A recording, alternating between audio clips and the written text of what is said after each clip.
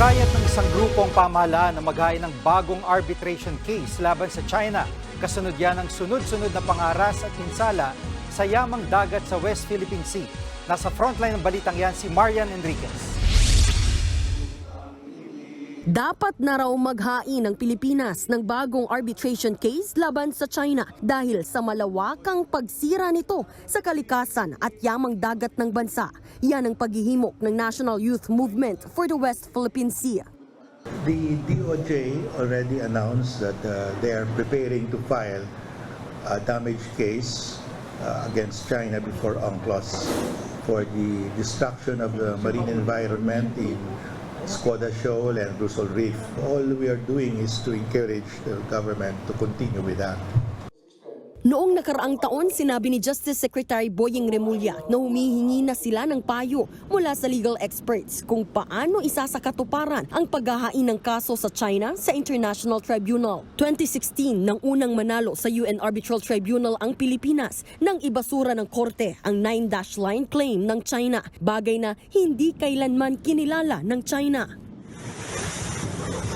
Fast forward ngayong 2024, lalong naging agresibo ang China sa panghaharas sa mga barko ng Pilipinas.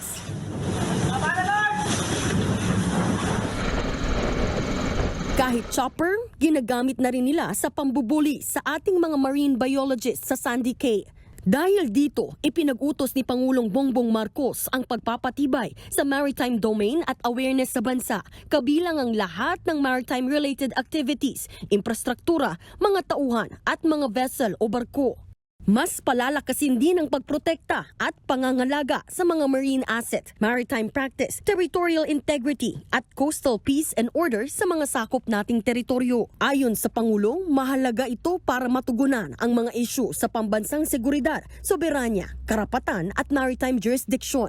Sa ilalim din ng Executive Order No. 57 ng Pangulo, ang dating National Coast Watch Council ay gagawin ng National Maritime Council. Ito ang bubuo ng mga estratehiya para sa epektibong maritime security at domain awareness. Ibig sabihin, yung kabuang ng buong Pilipinas na po ngayon, ang covered niya. Kasi madalas nakafocus lang tayo sa West Philippine Sea, ngunit meron pa tayo mga ibang challenges. Pamumunuan ni Executive Secretary Lucas Bersamin ang konseho. Kabilang sa mga miyembro nito ang mga kalihim ng iba't ibang ahensya ng gobyerno, pati na ang National Security Advisor, Solicitor General at Director General ng National Intelligence Coordinating Agency. Ang National Task Force for the West Philippine Sea ay magiging attached agency na ng NMC.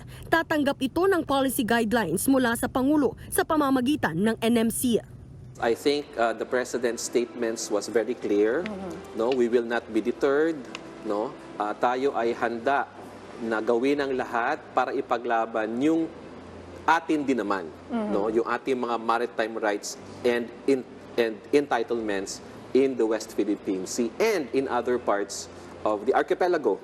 Suportado naman ni retired Senior Associate Justice Antonio Carpio ang hakbang ng Pangulo. Mainam nga rin daw sana kung maisabatas ito. I think this is the start. I was hoping that this will be made into a law so it will be more permanent, pero matagal yan eh. So this is a good start. Nanindigan din si Justice Carpio, kailangan palakasin lalo ng bansa ang kakayahan nito pagdating sa maritime security. Pinuna naman ni Senadora Amy Marcos ang Section 7 ng EO kung saan maaaring tumanggap ng mga donasyon, grants o contributions mula sa domestic o foreign sources ang National Maritime Council. Ang mga ganitong klaseng tulong daw ang siyang nagpapalala sa mga hindi matapos-tapos na gyera tulad daw ng nangyayari sa Ukraine at Gaza. Nagbabalita mula sa Frontline, Marian Enriquez, News 5. Mga kapatid, Jiggy Manikad po, iba na ang may alam at may pakialam sa panahon ngayon. Para sa konkreto, kumpleto at komprehensibong balitaan sa Frontline, mag-follow at mag-subscribe sa social media pages ng News 5.